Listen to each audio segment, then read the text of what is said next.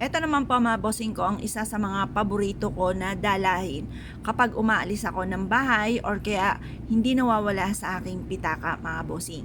Ngayon pa mga bossing, bukod sa inyo pong sipag at tiyaga na numero uno, kung napapasin ninyo na parang hindi sulit ang inyong pagiging masipag, mainam na sabayan nyo ng ganito.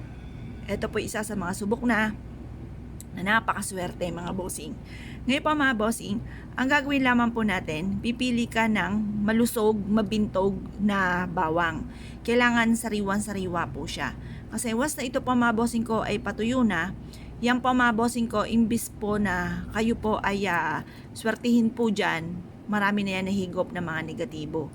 Kaya mas mainam mga bossing ko, kayo po ay maghanap na ng mga ganito na sariwang-sariwa. Ngayon pa mga bossing dyan sa rep po ninyo, hindi na kayo lalabas, sa rep nyo na lamang po kayo kukuha.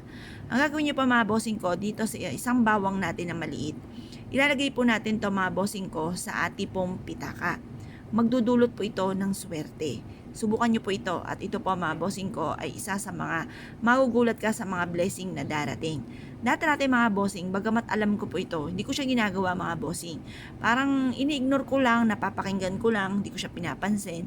Nung dumating na yung napakadami mga pagsubok, dahil ako naman ay masipag mga bossing, hindi ako magtataka na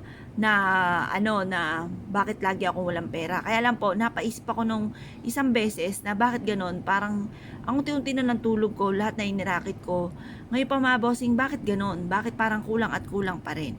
Ang ginawa ko pa mga bossing ko, dahil no choice na ako mga bossing, lubog na sa pagkakautang, ang dami-dami problema, away-away palagi. Kasi kapag marami kang problema mga bossing ko, lalo-lalo na tungkol sa pera, nagiging mainitin ang ulo nyo po niyan. Ngayon pa mga bossing, ay naging mainitin nga po yung ulo ko, halos lahat na inaaway ko mga bossing, na hindi nakatulong, bagkos mga bossing, lalo nila ako nilalayuan kasi baka awayin ko sila mga bossing, mga ganon. Ngayon pa mga bossing na hindi talaga magandaan na itulot, na nadulot po ng pagiging mainitin ng ulo. Tapos ginawa ko po ito mga bossing kasi no choice na po ako.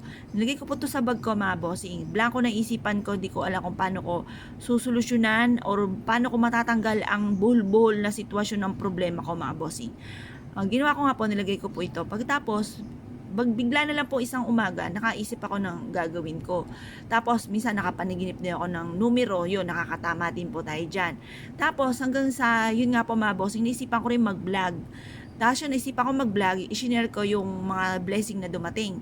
Tapos di ko rin po akalain na papatok nga po tayo mga bossing kasi shinare ko lang yung mga pinaggagawa ko po noon, kung ano yung mga ginawa ko. Tapos ang dami po mga blessing na dumating na nagsunod-sunod na hindi ko inaasahan. Dati wala akong mga ganito mga bossing. Ngayon po, ang dami-dami ko ng vlog mga bossing na nakalimutan ko na yung password, yung email kong ginamit, di ko na siya ma-open mga bossing. Talaga namang wala man lang nagsusubscribe sa amin, kundi kami lang apat mga bossing ko, yung dalawa kong anak at mister ko. Yun lang po mga bossing na nagsusubscribe sa akin.